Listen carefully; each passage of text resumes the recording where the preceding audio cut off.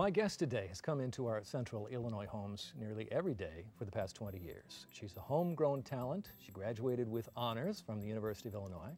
She's a pioneer for creating news programs such as Kids to Know and Angels Among Us. My guest is also a community service volunteer and fundraiser.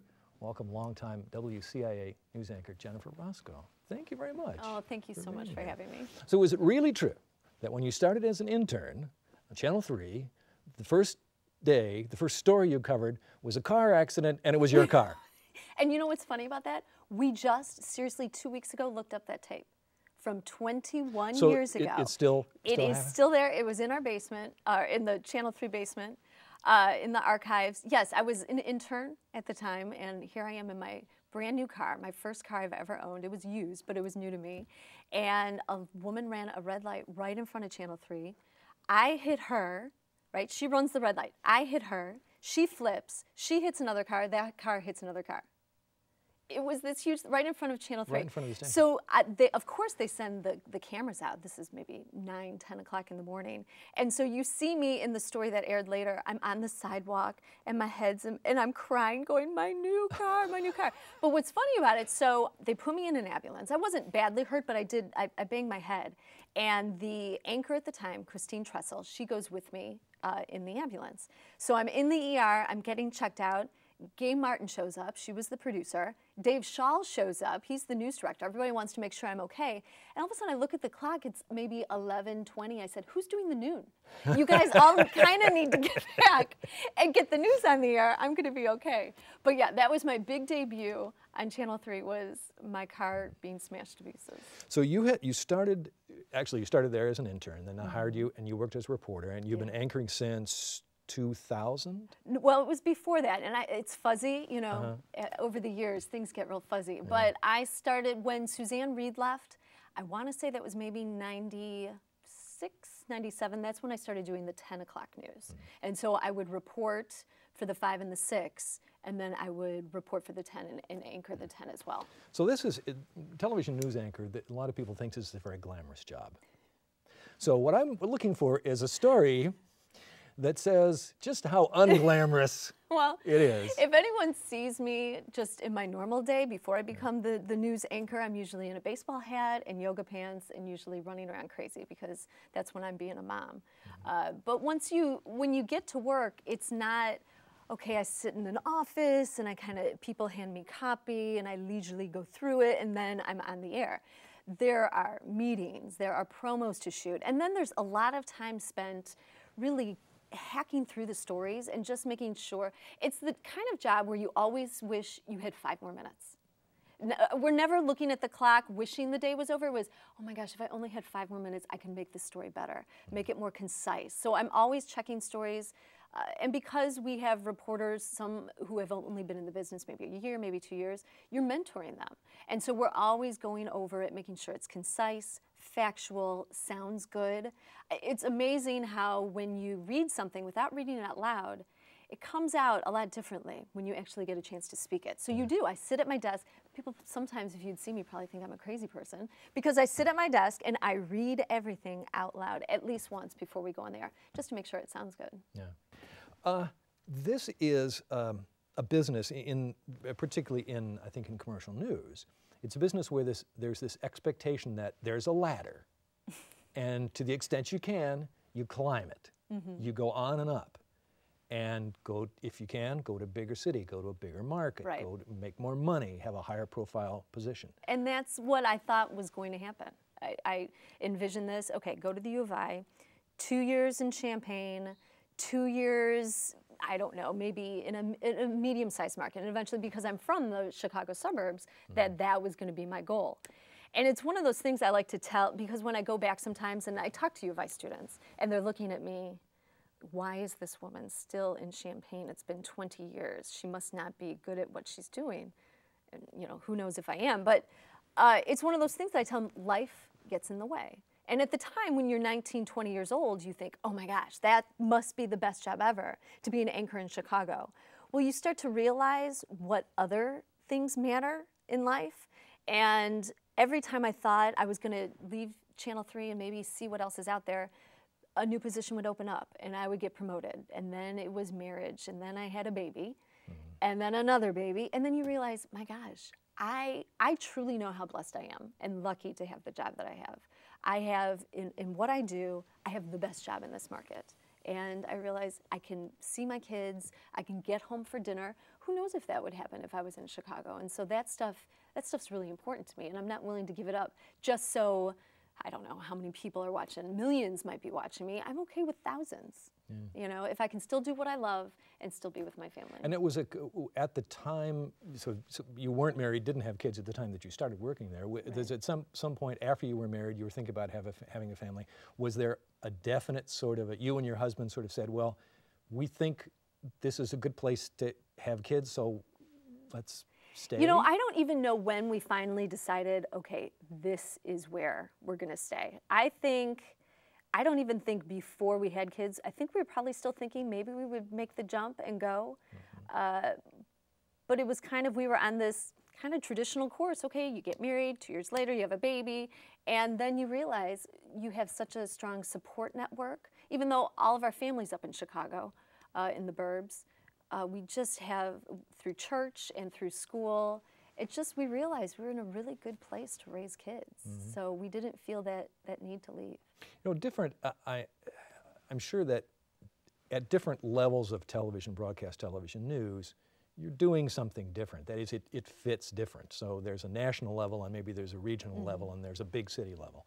What do you think for a station that's serving sort of small to medium size communities like WCIA and the other stations in our region? Yeah. What do you think the role of the smaller television station is? I think what we offer people, and this is why when people are talking about the death of newspapers and the death of just news in general, broadcast news, well, I can get it on Twitter and whatnot. We will not die, because if there's a fire in Onarga, where else are you going to see that fire? Or where else are you going to find out what's going on? You're going to be tuning in to your local news station. Hopefully it is Channel 3. But that's what we pride ourselves on. And that's why we continue to try to do such a good job, is we give people the information they are not going to get on CNN.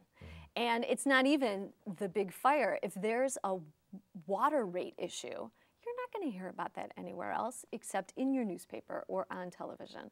Now, we have the challenge being the market that we are. It's a tri-city market, and sometimes I don't think people realize that, which means we have to cover Decatur, Springfield. We go as far north as Kankakee. We go into Indiana. We're down in Effingham. We go way west of Springfield. So our market that we cover is so large, whereas Chicago, rarely are they doing news outside of the city. It's, you know, there's a close base there. But we're having to be everything to everyone. So there are times when people will say, well, why aren't you over in Springfield doing more? And then say we try to do more in Springfield, and then it's, well, why are you over there? You're supposed to be our station. So we definitely try to do what we can. We can't cover every local issue, but we try to hit as many as we can. And then also, what I think you get from a station our size, when you mention Kids to Know and Angels, in a bigger market, you're not going to get stories like that. I love that we are able to tell these people's stories. People who, if you're in Chicago, you might not make it on TV unless you've shot someone. But us, the fact that I can do these stories about kids who deserve the spotlight for more than just throwing a football. Maybe they're an amazing cellist, or maybe they started a fundraiser. And in a bigger market, they would never get on TV, but people need to hear those stories. So I want to have you talk a little bit more about these two series that you have created. And the one about kids, you've essentially given the thumbnail sketch of what it's about. Right. About shining the light on kids who are because so often people watch the news and the only time they see a kid is when they've done something wrong, or maybe they're in an orange jumpsuit. And so I don't know how many years ago, maybe 8 years ago, we thought, there are kids doing really great things. And my favorite Kid to Know story, I had this mom call me and she said, my son wrote a book. Would that be worthy of being a Kid to Know? Of course it is. Yes, I would love to. What did he write a book about? And he wrote a book about what it's like to have Asperger's, a form of autism. And she said, he has never been invited to a birthday party. He doesn't really have any friends, but he wrote this book. He wants people to know what it's like. So, my gosh, yes, even more so, this is a great story. So we did the story, and she called me after it aired, and she said, "You're never going to guess what happened." The principal played the story throughout all the television, you know, the closed circuit TV in the school. She said, "He's a rock star. People are coming up to him, asking for his autograph." She said, and he got asked to come over to play at someone's house. She's crying, I'm crying, and now this kid has gone on to be a spokesperson for Asperger's. He's met Temple Grandin. He's on panels to talk about what it's like. He wrote, the next book that he wrote, he dedicated to me, which, and I think, okay, this is why U of I students that I've stayed here, is because I don't think I would have those experiences in a bigger market. And that's why I love my job. I know that sounds so corny, but I really do. Now, tell us about Angels Among Us. This is sort of like so the grown-up equivalent of when we came up with that idea. Okay, so this is grown-ups to know instead of kids to know. But it was that same concept of, okay, so let's tell great stories about grown-ups. And each one, I've never felt so lazy in all of my life when you interview these people who are giving so much of themselves and who are doing amazing things. And it's not just somebody that everybody always knows. One of my favorite classic examples, I interviewed literally a ditch digger, and he gave up an organ to an anonymous person. He just saw a story about organ donation on our air and thought, you know what, I'm gonna help someone, and willingly went in and gave up his kidney. And what happened was, he created this chain of events that then, because he was willing to donate, it was something, and I don't remember how it went, the series, but 4 other people were able to get kidney donations because he started this chain reaction. So here, this guy who digs ditches. I want to have you talk about one particular episode. Uh-oh. This sounds good. That's very personal for you. And an aspect of your life that I think is just a truly remarkable story. You were adopted. Oh, yeah. And a couple of years ago, as I understand it, the state of Illinois made it possible for people who are adopted to get a copy of their birth certificate, which would, of course, have your birth mom's name on it. Yeah, it was I always knew I was adopted. When growing up, I had a birthday and I had an adoption day, and we would celebrate it with presents and cake, and I thought I was so cool because I had 2 birthdays, you know? And I had these amazing parents, and it was never an issue where I was desperate to find these answers and whatever. But I did always want to, 1, see a picture, and to 2, tell my birth mom thank you, and to let her know that I was okay. Because I thought, gosh, does she think about me on April 3rd, my birthday? And so anyway, the law changed last year. And so I sent in my application like thousands of other people in Illinois. So happy, really, for medical information. I think it was the right move for the state to make. So I get the birth certificate, and I'm looking at it. And of course, as my friends, bunch of reporters, what do? You all start Googling. We were all Googling immediately. And so I got the birth certificate opened it up at 6:30, right when I got home. Get back to work, and my friend, reporter Sophia Beausoleil, hands me a piece of paper, and she says, here's a phone number with a name, and it's of a guy who's got the same last name up in the Chicago suburbs. Maybe they're related. So I call, and I said, I fibbed a little. I said, hi, my name's Sophia. I lied. And I said, I'm just wondering, are you related to Leslie Perro? And he said, oh, that's my sister.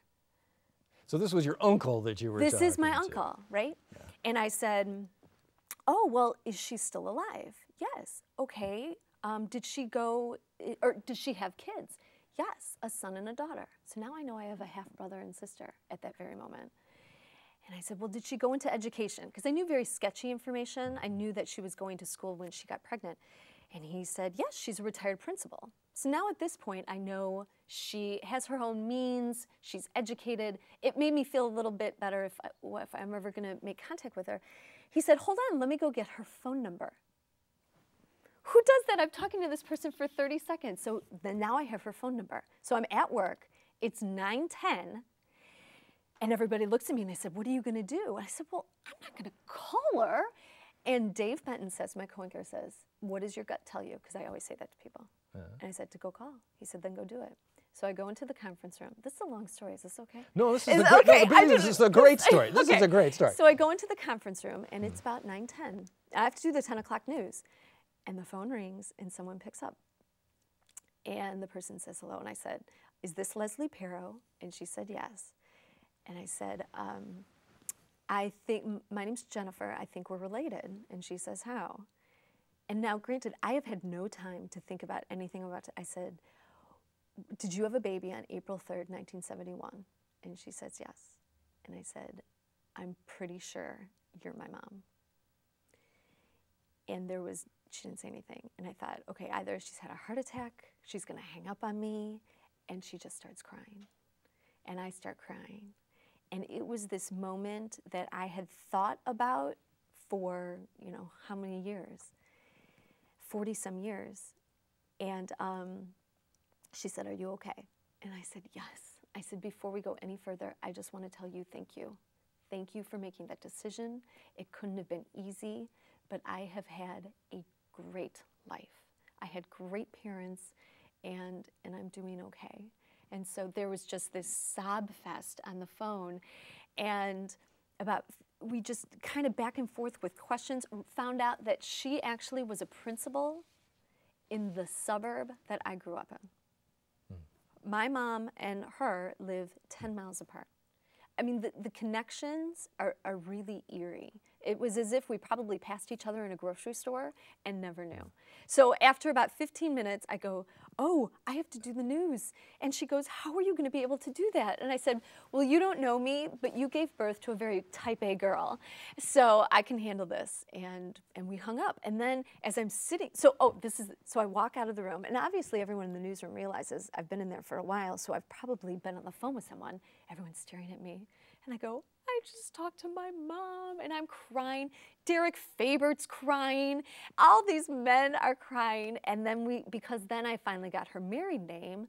Aaron Bennett was our sports guy, was the first one to find her on Facebook. And and that's what I thought was also so wonderful about the experience, is that I shared it with basically my second family, my work family, and everybody gathered around the computer, and we all stared at a picture of my mom for the first time, and that's something I had wanted my entire life. Now, and what people have to realize now, that the kicker on all this is after all this, then you went on and did the 10 o'clock news. Because here it was like 20 minutes or 15 minutes before airtime. And I'm sure everyone must have said, oh, by the way, don't we have a newscast we got to do? Yeah, exactly like when I crashed my car and I said, don't you all have to get back to do the news? And that's the thing about news people. You really can, as a professional, and you just kind of shove all that other stuff down and do it. But truly, I don't remember anything. Words were coming out of my mouth, and there was nothing behind the words. I couldn't think of anything else. And so then what you went on to do after that, I know that you went and you met with your mom on Mother's Day. Because I love the drama. And you took a camera, and then you turned that into a feature. And I don't want people to think that we brought a news camera, because that would be that's so right. But not, really, but a little, I handed my husband my phone, and I said, I want to remember this moment. And so it was him with my phone. And recorded it, and so then we turned it into a story. And so I don't want to make it sound like I think that was a problem, but I wonder how you thought about this. Was a very personal, very intense personal moment of your life, and how you thought about whether in fact you wanted to put that on television. See, to me, well, first of all, I think you can tell I'm pretty much an open book. So anybody can ask me anything. I'm going to be honest and tell them how I feel, and that's just who I am. But also, as a journalist, like I said, it's in my blood. I just knew that there was this amazing story happening, and who knows if it was going to turn out okay, and maybe I was never going to tell people about it. But if I could, and here's this girl who called up this woman maybe somebody else will do the same thing. And maybe my story can encourage somebody else. And what's amazing is after the story's aired, you would think everyone's adopted. Because I got so many messages on Facebook and calls and emails just saying, I know somebody, or I know somebody, or I'm thinking of doing it. There were a couple of people who said, because of it, I'm going to take the plunge and the leap. And that's a huge leap of faith. I think that if you, and people have done this, have asked women who work as reporters and anchors in television, what are the big obstacles they face in their career? I think pretty consistently they say the big thing is a huge emphasis on my appearance. And it only gets more as more stations go high def, because that's just like looking at somebody like I'm looking at you right now. Yeah. How do you think about that, and the fact that clearly we also have two different sets of standards? There's one for the guys, and there's one for I tell Dave that all the time. He's got it so easy. He comes in, his makeup, and he does wear makeup. You know, that's a 3-minute job and he's done, and I sit there for a half hour and slap all this stuff on my face. It's one of those, it has never surprised me that that's an important part of my job. I knew that going into it. You would have to be an idiot not to realize that this is a visual medium, and you do have to look your best at all times when you're on TV. I definitely think as times have gone on and changed that it's gotten even more important. People talk about the women of Fox, and Fox kind of started that whole Foxified anchor thing where with the sleeveless dresses and a lot of makeup and tan and just amazingly beautiful women that, okay, wait, we all need to start trying to be like that. Well, you know, I'm not going to achieve that, but it really, you know that people are watching you. You know that when people turn us on, they're first seeing what I'm wearing and what I look like, and then they're listening to me. And I've accepted, that's just part of the job, as with anyone who's in front of the camera. Well, as you talk with young people, particularly young women, but also young men who think they'd like to go into that field, what would you tell them about You that? have to be able to take criticism. I remember back starting out, it wasn't as easy. Now, whatever. You can say anything to me. It doesn't bother me. Are you watching? I'm glad you're watching. I remember one time, I get a lot of the, oh, you look a lot, probably people might say you look a lot younger in person, or you look a lot thinner in person. One time a woman came up to me and she said, you know, you look a lot thinner in person. And I said, my pat answer to that is, well, you know, the camera adds 10 pounds. She goes, yeah, but on you, it's like 50. And so her husband is mortified, right? I burst out laughing. I think it's hilarious. That doesn't bother me. Now, back when I first started, I remember getting a postcard, an anonymous postcard. First of all, the person took the time to get a postcard. Who has postcards these days, right? And wrote, your eyebrows make you look like a witch, and mailed it to me. Now, when I was first starting out, I thought about that forever. Oh my gosh. Now it would roll off my back, because people feel like they are very comfortable with you. And that person probably thought she was helping. So that stuff doesn't bother me. I don't know how you could think get that a was tough helpful, skin. but you yeah, get a tough skin. Yes. You have to. And that's what I would tell people. You have to be able to roll with it and take the criticism. And because the problem with the people like us on TV, you can get 10 nice comments and one bad one, and all you think about is the bad one. That's absolutely right. I think that's with anybody. Right. Well, so now you've been working there at Channel 3 for Since 92. like 20 years. Yeah. And you've been anchoring for in the teens? I started anchoring 1 year after I started. Okay. So I went on the air in 93, right? See, it is such a blur. So it's been a long time. It's been a long time. But I get the question I'm going for is, you know, could you see yourself sitting in that chair and doing that job, say, in another 10 years? Will my face hold up? Well, that's you know, I thought about asking. I was going to say, you know, do you worry that someday they're going to, you know, the management or some consultant or someone's going to come along and say, Jennifer, yes, you look too old. Do I worry about it? Yeah. No.